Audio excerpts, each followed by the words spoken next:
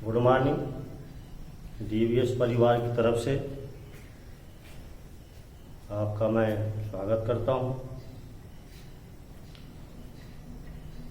आज मैं कक्षा 12 का टॉपिक बिलियन स्टार्ट करूंगा। और ये जो बिलियन होता है हमारे यूपी बोर्ड में 5 अंक का पूछा जाता है। तो आज हम स्टार्ट करते हैं बिलियन। Billion solution. अब यहाँ प्रश्न उठता है कि बिलियन होता क्या है, बिलियन से क्या तात्पर्य है। बिलियन से तात्पर्य है कि 2 या 2 से अधिक पदार्थों का समांगी मिश्रण बिलियन कहलाता है। 2 या 2 से अधिक पदार्थों का समांगी मिश्रण बिलियन कहलाता है। तो बिलियन इज इक्वल टू होता है विलेय प्लस विलायक। बिलियन बराबर होता है विलेय प्लस विलायक। जैसे यहाँ पर विलेय में हम मान लेते हैं चीनी है और विलायक में यहाँ पर जल है, वाटर है। तो जब हम जल में चीनी डालते हैं तो 1 बिलियन प्राप्त होता है और यह एक समांगी मिश्रण होता है। समांगी मिश्रण से तात्पर्य क्या है? समांगी मिश्रण से तात्पर्य यह है कि इनके संगठन और गुणधर्म समान होते हैं।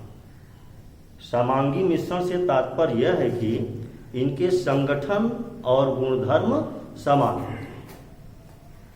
हम आपको बिलियन का यहाँ पर डिफिनीशन लिख देते हैं। बिलियन होता क्या है? 2 या 2 से अधिक पदार्थों का समांगी मिश्रण विलयन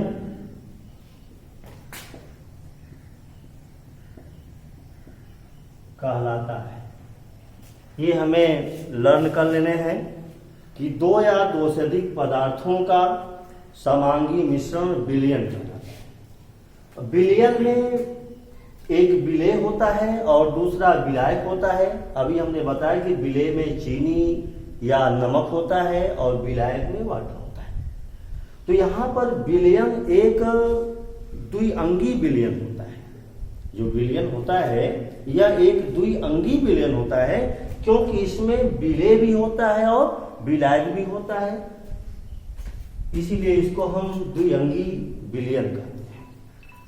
अब प्रश्न यह उठता है कि जैसे कि अगर हम एक बीकर ले लें, बीकर में अगर हम वाटर ले लें, जल ले लें और इसमें अगर हम चीनी मिला दें तो इसके आयतन पर क्या प्रभाव पड़ेगा? तो इसके आयतन पर कोई प्रभाव नहीं पड़ेगा। अगर हम जल में चीनी अगर डाल देते हैं तो इसके आयतन पर कोई प्रभाव नहीं पड़ेगा। इसका प्रमुख कारण यह है कि जो द्रव होता है, द्रव के अणुओं के बीच में रिक्त स्थान होते हैं। द्रव के अणुओं के बीच में रिक्त स्थान अर्थात गैपिंग होता है। और जब हम चीनी को घोलते हैं जल में तो जो चीनी के कण होते हैं ये जल के अणुओं के बीच में समाहित हो जाते हैं। इसीलिए विलयन के आयतन पर कोई प्रभाव नहीं पड़ता है। तो एक बार और हम विलयन का डिफिनीशन बता देते हैं। बच्चों याद कर लीजिए कि 2 या 2 से अधिक पदार्थों का समांगी मिश्रण विलयन कहलाता है। इसके बाद हम देखते हैं तनु विलयन क्या होता है? तनु विलयन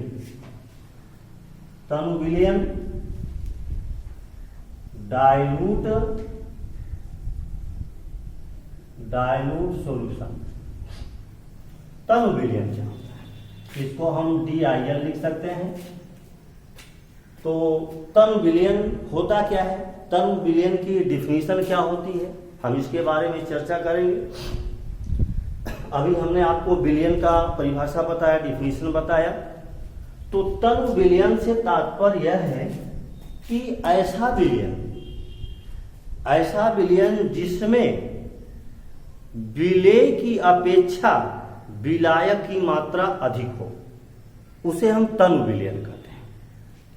क्या बताया बच्चों कि ऐसा विलयन जिसमें विलेय की अपेक्षा विलायक की मात्रा अधिक हो, हम उसे तनु विलयन कहते हैं। अर्थात इससे तात्पर्य यह है कि चीनी की मात्रा कम हो और जल की मात्रा ज्यादा हो, तो यह तनु विलयन कहलाता है। और सांद्र विलयन क्या होता है? सांद्र विलयन कॉन्सन्ट्रेशन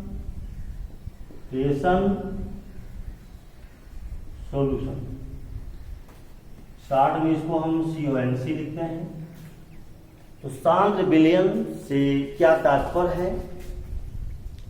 ऐसा विलयन जिसमें विलायक की अपेक्षा विलेय की मात्रा अधिक हो, उसे हम सांद्र विलयन कहते हैं।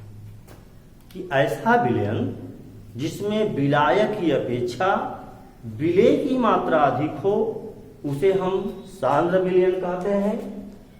अर्थात जल की मात्रा कम हो और चीनी की मात्रा ज्यादा हो, तो ऐसा जो सॉल्यूशन होता है कॉन्सन्ट्रेट सॉल्यूशन के नाम से जाना जाता है। अब इसके बाद हम अध्ययन करेंगे कि भौतिक अवस्था के आधार पर विलयन को कितने भागों में वर्गीकृत किया गया है।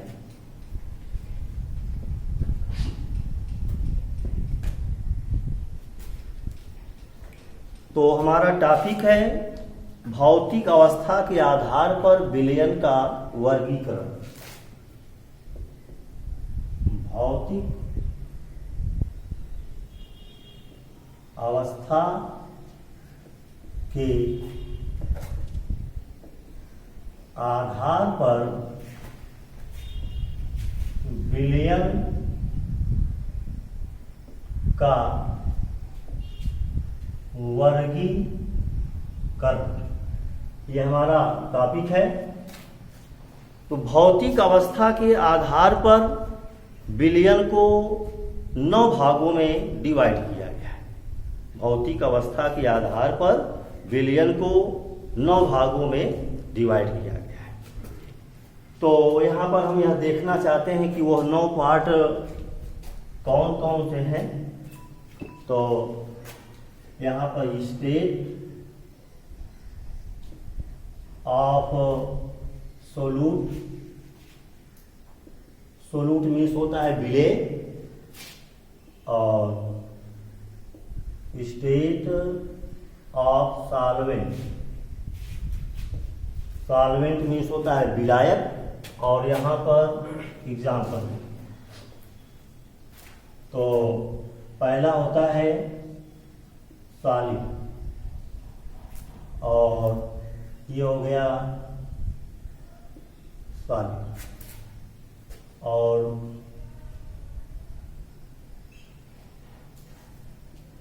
दूसरा हो गया लिक्विड का,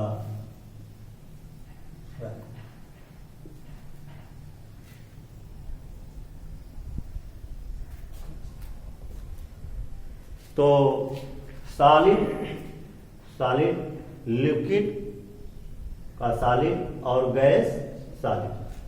तो सॉलिड और सॉलिड का जो एग्जाम्पल होगा वो पीतल होगा, पीतल। तो इसमें 30% जिंक होता है और प्लस 70% कॉपर होता है।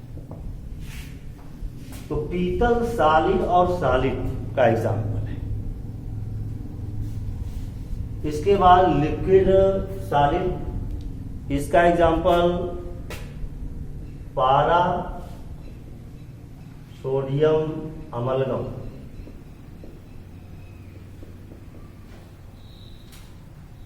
गैस सॉलिड का एग्जाम्पल हाइड्रोजन प्लस पैलेडियम। जो हाइड्रोजन गैस होता है यह पैलेडियम पर एब्जॉर्ब हो जाता है। तो यहाँ पर जो हाइड्रोजन होता है यह सोलूट होता है। सोलूट मीन्स विलेय होता है, और पैलेडियम यह सॉल्वेंट होता है एक प्रकार से। तो इनको हम कहते हैं ठोस विलयन। सॉलिड सॉलिड, लिक्विड सॉलिड और गैस सॉलिड, तो इनको हम कहते हैं ठोस विलयन। इसके बाद सॉलिड, तो ये जो एग्जाम्पल होता है ये ठोस विलयन, ठोस विलयन का एग्जाम्पल होता है, ठोस विलयन। इसके बाद हमारा जो है द्रव विलयन आता है। द्रव विलयन, तो द्रव विलयन में ठीक उसी प्रकार से solid, liquid, liquid, liquid, gas और लिक्विड। और इसका एग्जाम्पल सॉलिड लिक्विड का जो एग्जाम्पल होता है जैसे शुगर और plus water. Sugar plus water मतलब जल में, जल यहाँ पर सॉल्वेंट है, विलायक है, और शुगर यहाँ पर सोलूट है, विलेय होता है। लिक्विड और लिक्विड का एग्जाम्पल जल और प्लस एल्कोहल, मतलब एल्कोहल में जल विलेय है। तो ये एग्जाम्पल हो जाएगा लिक्विड और लिक्विड का। इसके बाद गैस, और जो गैस और लिक्विड का जो एग्जाम्पल है वो हो जाएगा oxygen in water. Oxygen in water example होता है गैस लिक्विड का। तो ये द्रव विलयन होता है। तो पहला ठोस विलयन, दूसरा द्रव विलयन, और तीसरा जो होता है वो गैस विलयन होता है। गैस विलयन, गैस विलयन के भी 3 पार्ट होते हैं। पहला solid gas, liquid gas, gas और गैस। इसका जो एग्जाम्पल होता है सॉलिड लिक्विड, सॉलिड गैस का जो एग्जाम्पल होगा वो धुआं, धुआं जिसको हम कहते हैं स्मोक। और लिक्विड गैस में विलेय है, इसका उदाहरण हो जाएगा कोहरा, कोहरा हो जाएगा, इसको स्मॉग कहते हैं। और गैस इन गैस, इसका एग्जाम्पल हो जाएगा एयर। तो एयर जो एग्जाम्पल होता है वो गैस और गैस होता है। तो एयर में क्या क्या होते हैं? कार्बन डाइऑक्साइड, ऑक्सीजन, नाइट्रोजन और प्लस इनर्ट गैसेज होते हैं। तो ये जो एग्जाम्पल रहा ये आपका जो है भौतिक अवस्था के आधार पर विलयन का वर्गीकरण। तो यहाँ पर हमने अध्ययन किया अभी कि भौतिक अवस्था के आधार पर विलयन को 9 भागों में बांटा गया है, और यहाँ पर इसका ये क्लासिफिकेशन है, आप इसको जो है समझ सकते हैं। इसके बाद में अभी अध्ययन किया विलयन का वर्गीकरण, तनु विलयन और सांद्र विलयन। अब इसके बाद हम देखते हैं कि असंतृप्त विलयन क्या होता है। असंतृप्त विलयन, असंतृप्त विलयन। संतृप्त विलयन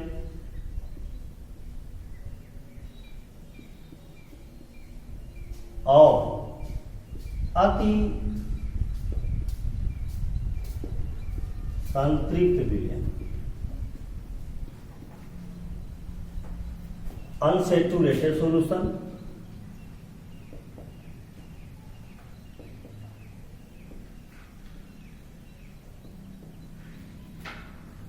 सैचुरेटेड सॉल्यूशन,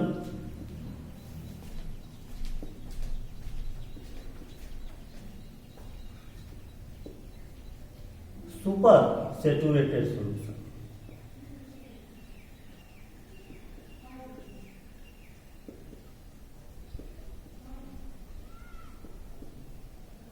तो हम यहां पर अध्ययन करेंगे असंतृप्त विलयन, संतृप्त विलयन और अति संतृप्त विलयन के बारे में हम यहां पर अध्ययन करेंगे।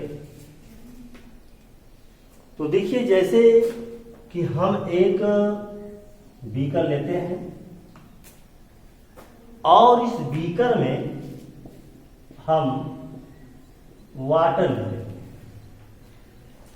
इसके बाद हम इसमें चीनी या नमक घोल देते हैं। तो चीनी या नमक जल में घुल जाता है, क्योंकि जल के अणुओं के बीच में रिक्त स्थान होता है और उन्हीं रिक्त स्थानों में जल के अणु समाहित हो जाते हैं। तो जब हम जल में नमक या चीनी घोलते हैं और अगर यह घुल जाता है, तब तो उसे हम असंतृप्त विलयन कहते हैं। अगर जल में चीनी या नमक घुल जाता है, तब उसे हम असंतृप्त विलयन कहते हैं। और यदि जल में चीनी या नमक न घुले, तो उसे क्या कहते हैं? संतृप्त विलयन के नाम से जाना जाता है। और इसमें हम इतना चीनी या नमक डालते हैं कि वह अगर नीचे बैठता हुआ चला जाए, नीचे पेड़ी पर, सरफेस पर चीनी या नमक के जो कण होते हैं वो नीचे बैठते हुए अगर चले जाते हैं और अगर ये सोलबुल नहीं होते हैं, विलय नहीं होते हैं, तो ऐसे विलयन को हम अति संतृप्त विलयन कहते हैं। तो समझ में आ गया होगा बच्चों को कि अगर जल में विलय घुल जाता है तो उसे असंतृप्त विलयन कहते हैं, और अगर नहीं घुलता है तो उसे जो है हम संतृप्त विलयन कहते हैं, और अगर नीचे बैठता हुआ चला जाता है जो भी चीनी या नमक का जो कण होता है, तो उसे हम अति संतृप्त विलयन कहते हैं। तो इसका हम डेफिनेशन दे देते हैं कि ऐसा विलयन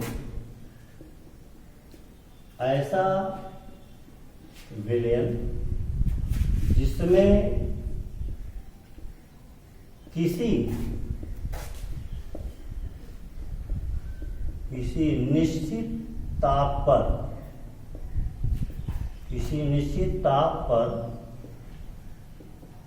बने विलयन में किसी निश्चित ताप पर बने विलयन में और अधिक विलय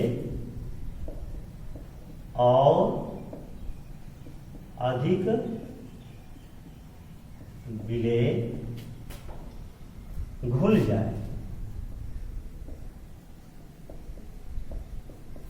जाए तो उसे असंतृप्त विलयन कहते हैं।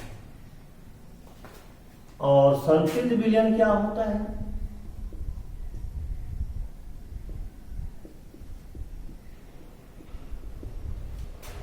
इसी में थोड़ा चेंज कर देंगे कि ऐसा विलयन जिसे में किसी निश्चित ताप पर बने विलयन में और अधिक विलेय न घुले। बने विलयन में और अधिक विलेय न घुले तो उसे हम कहते हैं संतित विलयन।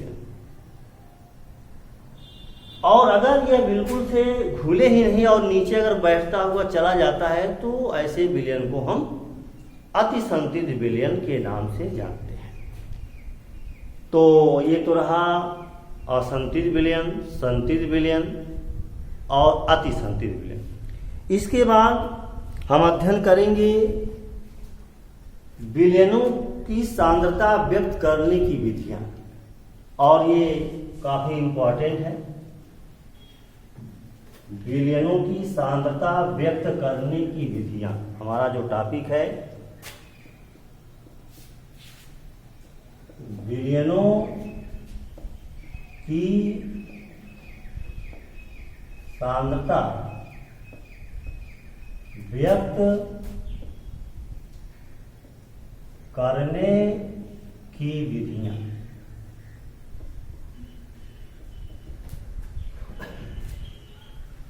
तो सांद्रता व्यक्त करने की कौन कौन सी विधि हैं उसके बारे में हम पढ़ेंगे।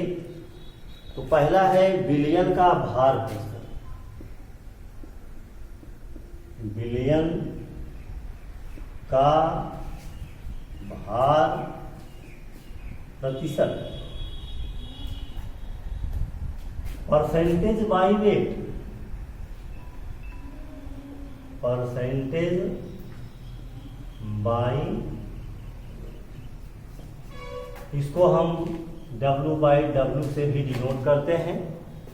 तो विलयन का भार प्रतिशत होता क्या है, यहाँ पर हम यहाँ बताएंगे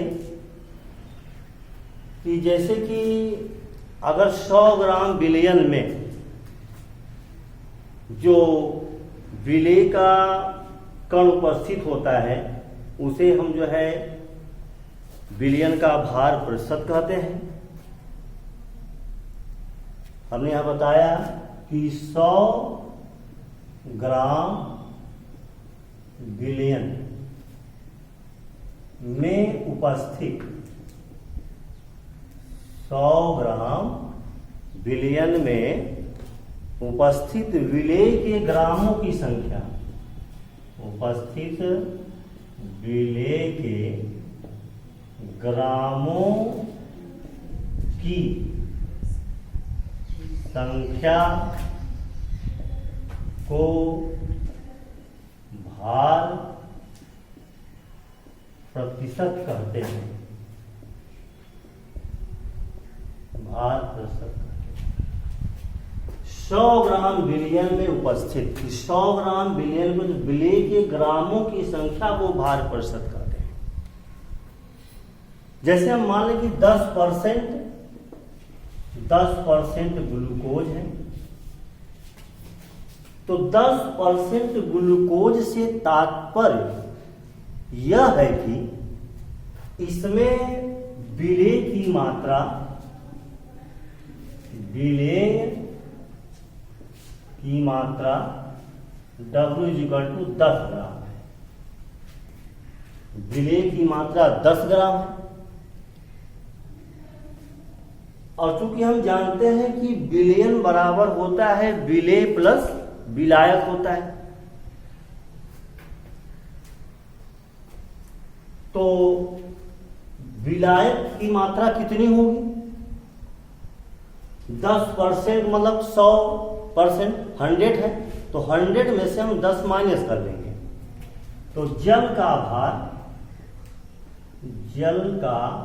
भार हो जाएगा 100 में 10 माइनस करेंगे तो 90 ग्राम आ जाएगा जल का भार। जल को हम विलायक,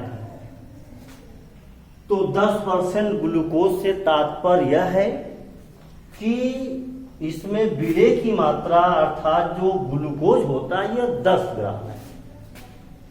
विलेय 10 ग्राम है अर्थात ग्लूकोज 10 ग्राम है, और इसमें जो जल की मात्रा है वो 90 ग्राम है। अगर हम इसको टोटल कर देंगे तो 10 + 90 100 आ जाएगा। तो जो बिलियन का भाग होता है 100 है, 10% मीन्स 100 ग्राम में जो है 10 ग्राम ग्लूकोज होता है। अब इसका फार्मूला हम देखेंगे, भार परसेंटेज का फार्मूला है इससे हम कैसे न्यूमेरिकल्स को सॉल्व करें। तो भार प्रतिशत बराबर होता है विलेय का भार, और जो विलेय का भार होता है यह ग्राम में होता है, अपान बिलियन का भार,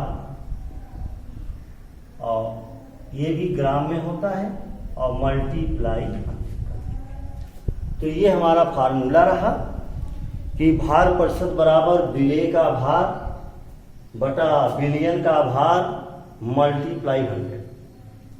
तो जैसा कि अभी हमने बताया कि 10% ग्लूकोज, तो जो 10% ग्लूकोज, तो इसमें जो 10 है ये तो आपका विलेय का भार हो गया, और बिलियन का भार 100 हो गया, मल्टीप्लाई 100 होगा। तो इस फार्मूले से हम भार परसेंटेज का न्यूमेरिकल हल करें।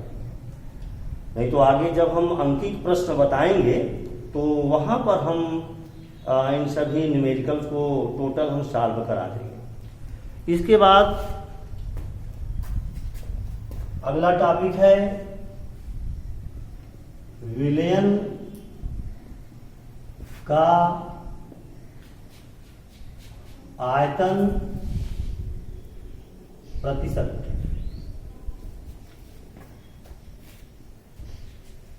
Percentage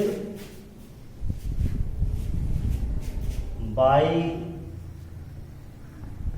volume. तो जो इसका डिफिनीशन है बिल्कुल उसी प्रकार से है कि परसेंटेज बाई वॉल्यूम।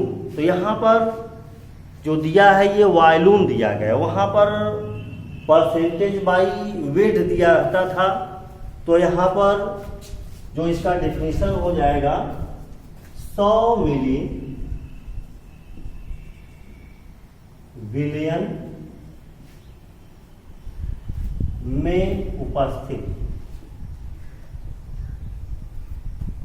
विलेय के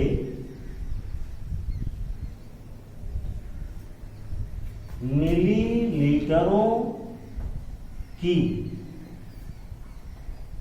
संख्या को बिलियन का आयतन प्रतिशत कहते हैं।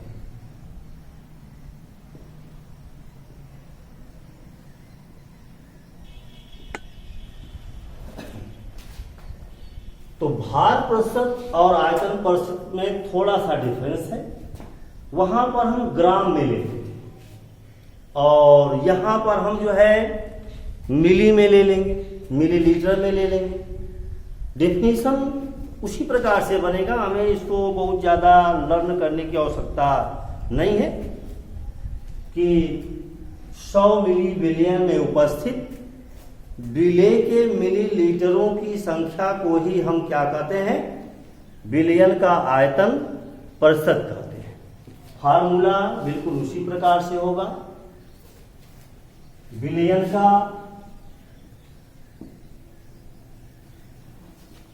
आयतन प्रतिशत बराबर हो जाएगा विलेय का आयतन मिली में,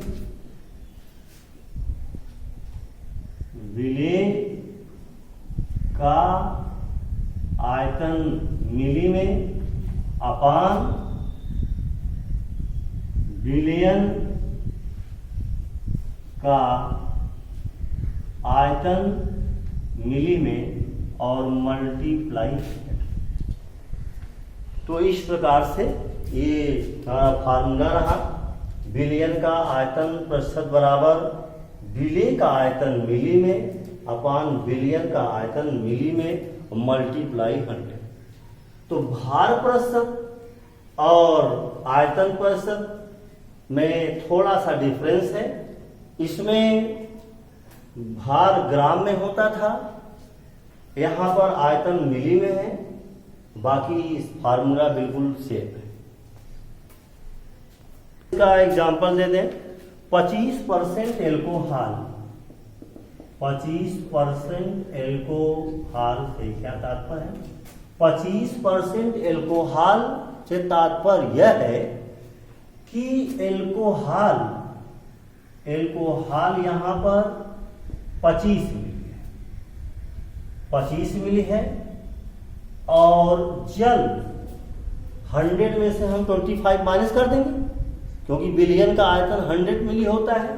तो 100 माइनस 25 इक्वल टू हो जाएगा 75। तो जो विलायक का भार होता है 75 मिली, और जो एल्कोहल में जो विलेय होता है ये 25 मिली।